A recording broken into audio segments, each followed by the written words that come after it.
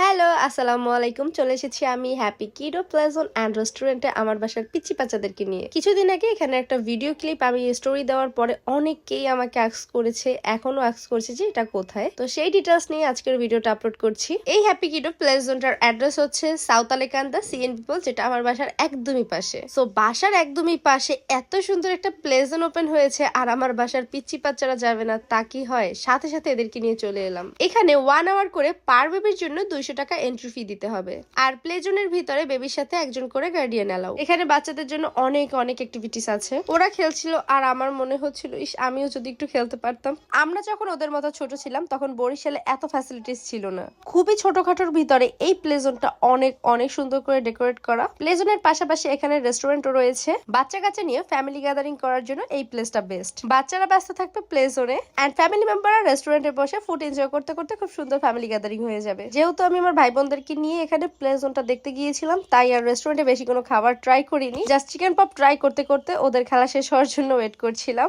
ইনশাআল্লাহ নেক্সট কোনো ভিডিওতে এখানকার ফুড ট্রাই করে আপনাদের সাথে শেয়ার করবো। সো আজকের মতো এখানেই শেষ করছি ভিডিওটি। বাই বাই, আল্লাহ হাফেজ।